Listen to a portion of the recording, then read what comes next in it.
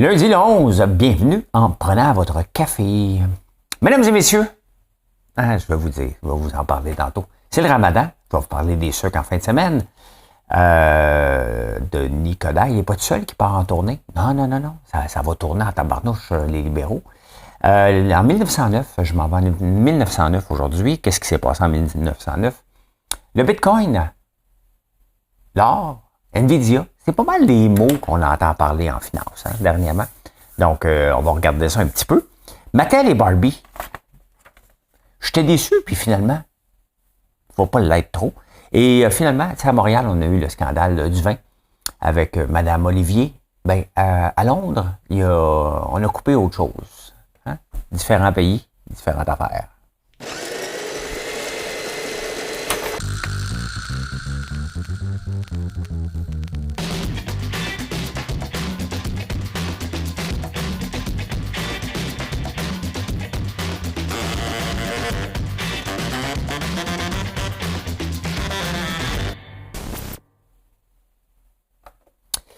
Ben écoutez, on a eu une bonne fin de semaine de sirop, même si j'ai des problèmes pour voir l'ensemble de ma cabane à sucre. J'ai peut-être une petite installation, selon certains, mais c'est juste ça fait 5 ans que je veux changer la foutue fournaise, puis mon argent s'en va ailleurs, dans l'usine. À un moment donné, c'est des bases communicants, là. Faut que ça survive. Fait qu'on travaille juste plus tard. Le samedi soir, on a travaillé très tard. Et c'est comme ça. Dimanche, il n'y en a presque pas eu. Mais on a un beau début de saison. On a un très, très beau saison. Et cette semaine, ça va geler. Il va faire jusqu'à -12. Donc, ça va être arrêté. Ça va repartir. Sincèrement, moi, si ça peut continuer comme ça jusqu'au mois d'avril, je ne pleurerai pas. On a besoin, le Québec a besoin d'une très, très bonne saison de sirop d'érable. Les réserves sont presque secs. Et on en a besoin. C'est quand même notre art, si on veut, là, même si on ne fait pas tant d'argent que ça avec ça. Collectivement, là, c'est pas ça qu'on exporte le plus, là. Mais bon, c'est une belle carte de visite, puis on en a besoin. J'en ai besoin pour mon entreprise. Donc, à date, c'est un très bon début de saison. On est très content. On n'a pas travaillé pour rien. On a surtout travaillé fort en amont. Vous m'avez vu dans le bois en train d'entailler et de m'en occuper. Ben, ça fait une grosse différence. Une énorme différence. L'année passée, il y avait des fuites partout. Il y en avait tellement à un moment donné qu'on n'était plus capable de les trouver. Il y avait des micro-fuites partout. Fait que on n'avait pas de vacuum, donc pas de rendement. Là, cette année, on a un rendement exceptionnel. Donc, je suis fier de moi. Je n'ai pas travaillé pour rien. Maintenant, il faut se souhaiter une très longue saison. C'est le Ramadan. Bon Ramadan. Peu importe si vous aimez les religions ou pas, j'en fais pas partie de ceux qui est religieux. Mais quand même, ça va durer, je pense, 1 mois, le Ramadan. Je sais pas. Mais je sais qu'ils n'ont pas le droit de manger et de boire pendant toute la durée du soleil. Moi, je suis capable de jeûner. J'ai aucun problème avec ça. C'est assez facile même pour tout le monde. Pas boire d'eau, pas boire de café. Ça, je serais pas prête, là. Donc, j'étais un faux musulman. Mais, tu sais, il y avait des raisons pour ça. C'était de purifier, tout simplement. Ce qu'on fait maintenant de façon... parce qu'on le sait que c'est bon pour la santé. Donc, bon Ramadan à tous. Bon Ramadan à tous. Ça va se lever de bonne heure pour manger, puis ça va se coucher tard. C'est quand même un quart de la planète qui est en Ramadan. Donc, c'est énorme. Instagram ou TikTok? Il y a beaucoup de TikTok sur toutes les lèvres parce qu'on parle de le bannir aux États-Unis. Mais, et probablement que c'est pour ça aussi que Instagram a été plus téléchargé cette année que TikTok. 763 millions de fois versus 793 pour Instagram, donc 30 millions de plus. Mais sauf qu'on passe plus de temps sur TikTok. Donc, c'est probablement juste parce qu'il y a certains pays qui l'ont banni TikTok. On passe en moyenne, c'est énorme, là. C'est énorme. On passe en moyenne 95 minutes par jour sur TikTok et 62 minutes par jour sur Instagram, en moyenne. C'est souvent la même personne qui augmente la moyenne, là. On en passe du temps sur les réseaux sociaux. Moi, je passe ma vie sur les réseaux sociaux, vous le savez. Mais je le fais parce que c'est mon entreprise, tout simplement. Donc, voilà. Voilà. Donc, c'est ça. Mesdames et messieurs, c'est peut-être terminé. Hein? Mesdames et messieurs, bonsoir et bienvenue au Centre Bell. Hein? Avant les spectacles. Mesdames et messieurs, bonsoir. Là, maintenant, faut dire juste bonsoir. Bonjour. C'est fini. Il y a une université, ils sont très woke en Angleterre. Hein? Et il y a une université qui a décidé que ça, c'est fini parce qu'il y en a peut-être dans la salle qui ne s'identifient pas. Et ils vont être froissés. Ils ne sont pas là.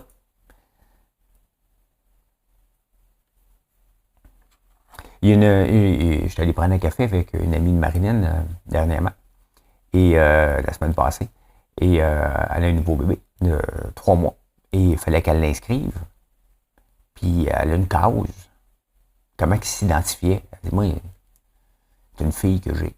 Là, pour le moment, je vais l'identifier comme une fille. Mais à la naissance, comment vous l'identifiez? Je voudrais pas offusquer, là, mais non, mais à un moment donné, à la naissance, on s'entend, là, ça peut changer après, là. Mais à la naissance, comment vous identifiez? Le corps dit que pour le moment, c'est une fille. Après ça, on verra comment elle s'identifie, mais c'est ça. Donc, je vais vous le dire pour une dernière fois. Mesdames et messieurs, on s'en va au Québec maintenant.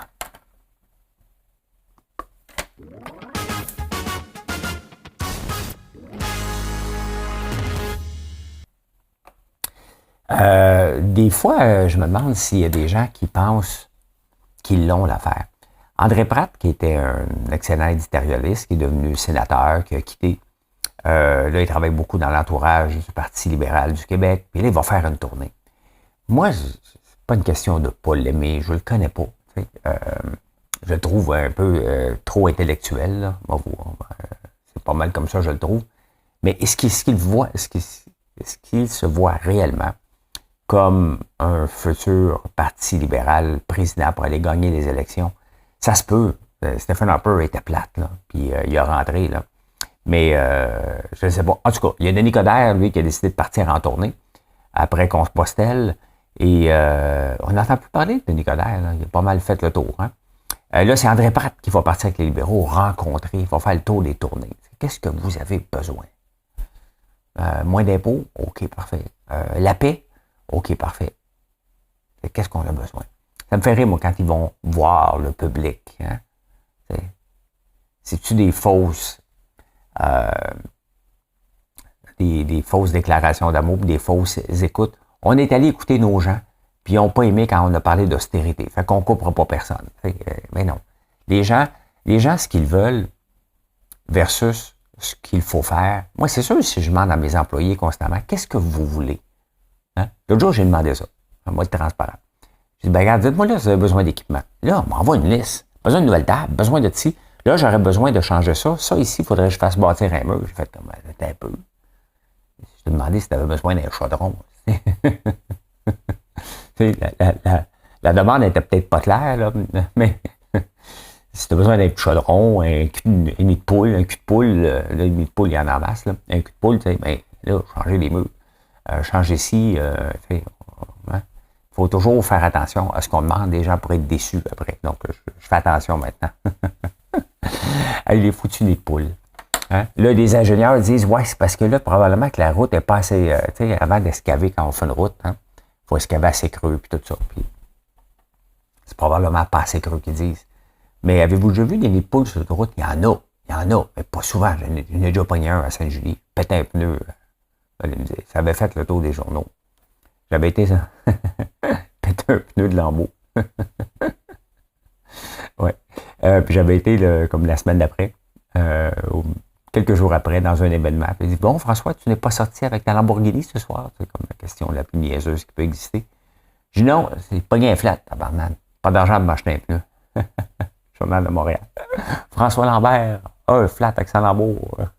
Pas d'argent pour s'acheter un pneu.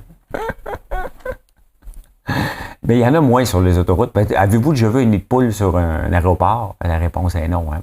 Puis les nouvelles autoroutes qu'on bâtit, c'est parce qu'on les fait comme il faut. À un moment donné, là, c'est parce qu'il va falloir accepter qu'on construit mal, puis on n'apprend pas. On n'apprend pas. Là. Les villes sont laides. Le Québec est laid. Il faut se le dire. Là. Quand tu es en Ontario versus Québec, tu as juste à aller voir qu'est-ce que vous faites de bon en Ontario. Hein? allez apprendre des Anglais, revenez. On est allé apprendre au hockey, comment jouer au hockey contre les Russes, où ils sont venus apprendre, un des deux, je me souviens pas. En 72, ben là, c'est peut-être le temps d'aller voir en Ontario. Qu'est-ce que vous faites de bon, vous autres? Parce que nous autres, ce qu'on fait ici, c'est tout croche et ça brasse. Il y en a des nids de poules sur l'autoroute, c'est faux, parce que quand on traverse de l'Ontario vers le Québec, on s'en rend compte. C'est juste que là, j'arrive de l'Ontario et c'était beau, la route. Il n'y a jamais rien. Donc, voilà. Hein?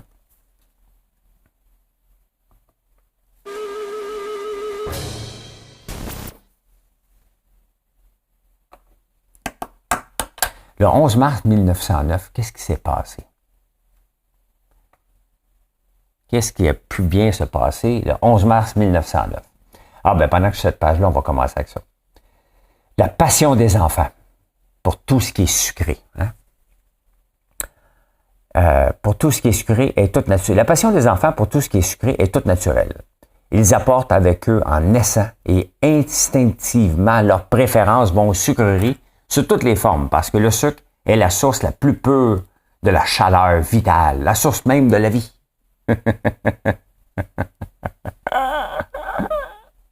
Le sirop de blé d'Inde sucré, Edwardsburg Crown Syrup, hein? Ça va être l'ancêtre du sirop Crown Syrup, est extrait de la meilleure variété de blé d'Inde. Il possède cet arôme incomparable, cette saveur exquise qui flatte le palais le plus baisé. Oh, oh, petit lapsus. Le plus blasé et qui font des délices des petits et des grands. Il assimile facilement et réchauffe sans échauffer comme le fait le sucre ou la cassonade. Donc, on vante les mérites du glucose, dans le fond. C'est à peu près ça, là. Donc, du sirop de maïs. Donc, n'acceptez pas de substitution. Hein? Au point de vue nutritif, il est légal du beurre et coûte 4 fois moins cher. Fait qu'au lieu de mettre du beurre, mets donc. Ça me ferait. Dans les autres nouvelles, Alicante, Espagne, M. Émile Marchand, directeur de l'Observatoire du Pic du Midi dans les Pyrénées, avait annoncé pour le 21 février un tremblement de terre. Sa prédiction s'étant accomplie. Quand même, hein? Tous les habitants de cette région sont dans la consternation car de nouvelles secousses sismiques se produiront, assure M. Marchand. Le 20 mars. Une partie de la population a quitté la ville. Comprends? On s'est réunis dans les églises pour demander protection au ciel. Les autorités civiques ont obtenu de M. Marchand une lettre qui affirme que ses prédictions sont basées sur des hypothèses. Quand même, hein? Il a fait paniquer le monde, puis là, il est obligé de dire non, c'est basé sur des hypothèses, là, c'est vrai. Là. Et à La Havane, bon, ça se passait en Espagne, il aimait ça, couvrir les nouvelles du monde. Hein? La Havane, la Chambre des représentants a adopté des mesures permettant les batailles de coq, mais avec des conditions. Voilà. Ça s'est passé en 1909.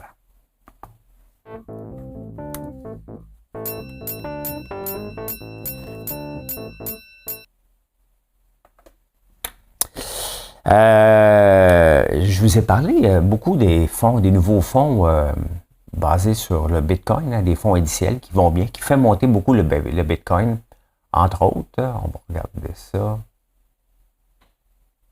Tu es où, Bitcoin? Tu es où, Bitcoin? Tu es où?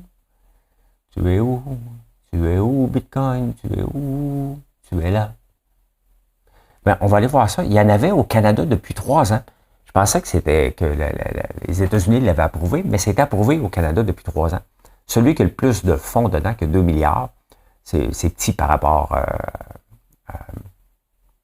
au fonds BlackRock, mais c'est la même chose dans le fond. C'est le BTCC, si vous voulez l'acheter au Canada. C'est le titre, c'est BTCC, qui est basé sur le Bitcoin. Il faut quand même faire attention, là. Tu sais, quand je vous dis ça, le Bitcoin a monté quand même d'énormes, énorme. Là. Je pense qu'il valait 17 000 il y a 2 ans. Là. Il a monté à 68 000. Est-ce qu'il va ralentir? Ça, je ne peux pas vous le dire. Il bat des records. 69 817 en ce moment. Bon, ça varie de minute en minute, là. Mais la courbe, vous voyez que c'est c'est la même chose. Hein? Donc, si vous voulez acheter au lieu du Bitcoin, c'est pas parce que c'est accessible que ce n'est pas risqué. Ne le perdez jamais, jamais de vue. Sauf que les gens veulent investir, mais ça peut tomber à tout moment. Il n'y a pas encore, c'est pas comme s'il rapporte des revenus de Bitcoin, hein? C'est une future monnaie. Donc, soyez extrêmement extrêmement prudent, mais si vous voulez faire des placements, vous avez le choix dans tout ce que je vous ai donné.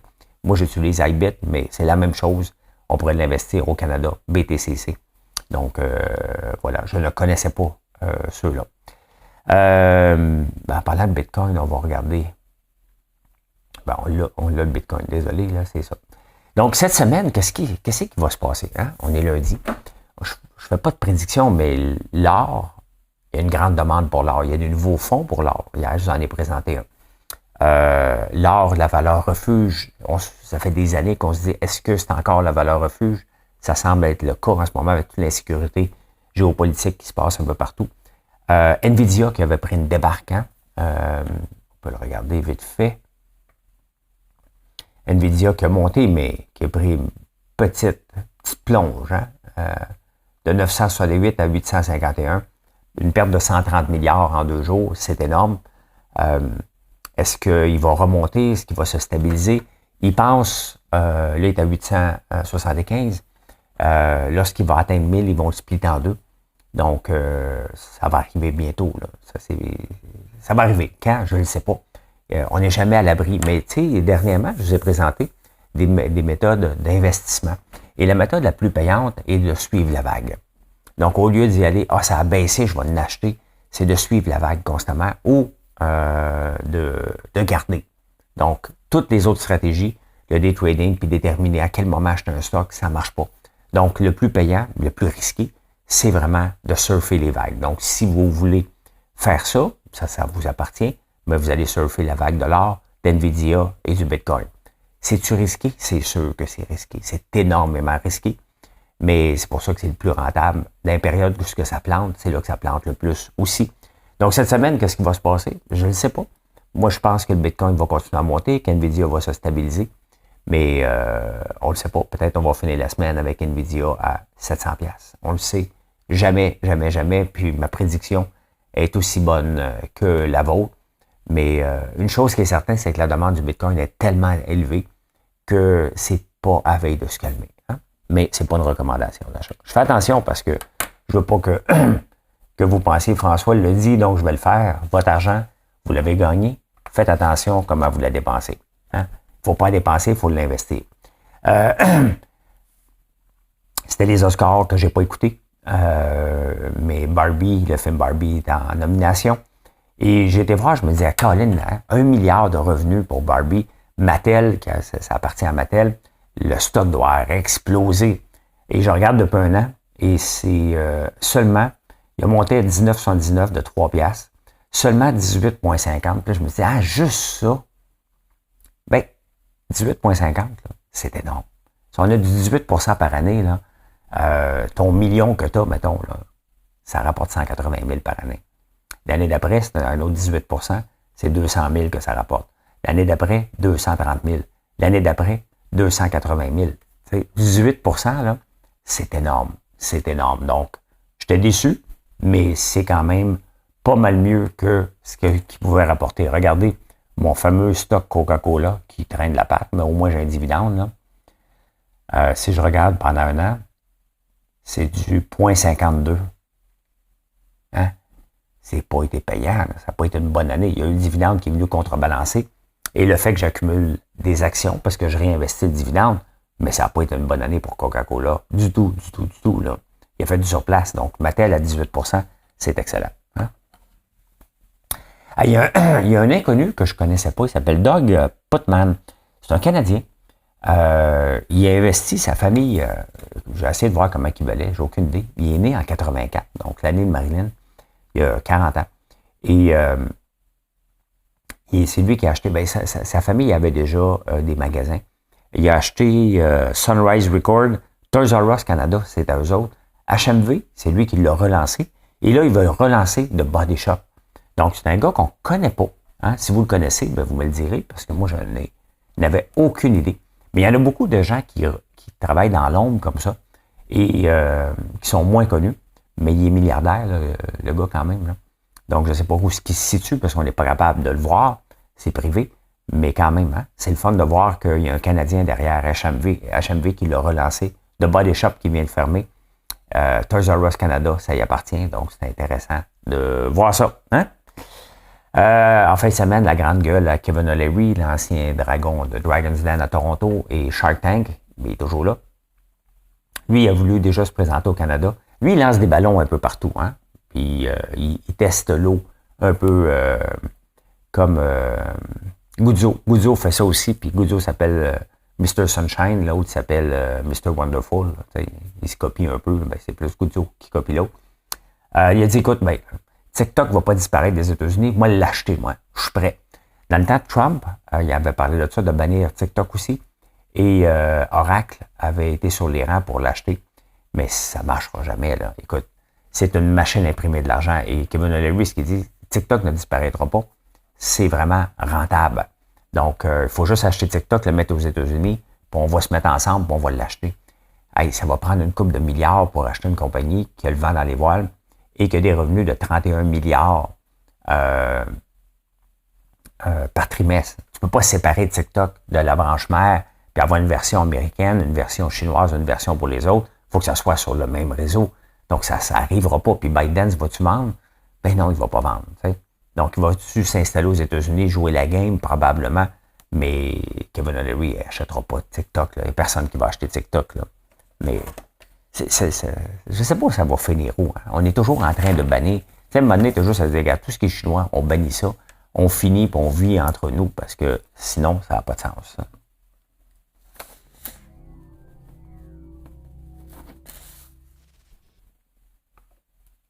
Comment vous vivez votre changement d'heure? Hein? Dans une heure de moins. Hein? Hey, Emmanuel Macron, le président des États-Unis, il a 46 ans.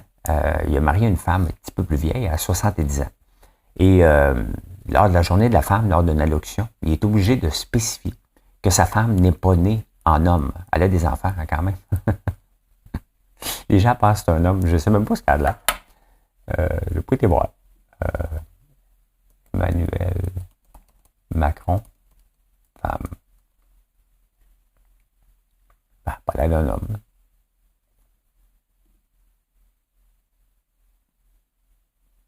Très belle femme, pour 70 ans. Ah, j'aime pas ça. C'est une belle femme. Point. Une belle femme de 70 ans.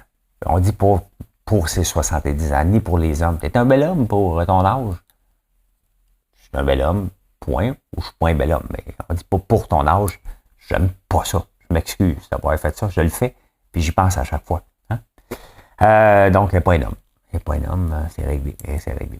Hey, vous savez, à Montréal, on a eu le scandale du vin, puis quand on voyage. Puis à Londres, il y a beaucoup de meetings hein, dans les bureaux du ministère. Puis ici aussi, là, partout. Puis la tradition à Londres, c'était dans les ministères de toujours offrir le thé gratuit et avec les petits biscuits qui viennent avec. Sauf qu'ils sont en compression budgétaire sérieuse, hein, aux autres aussi.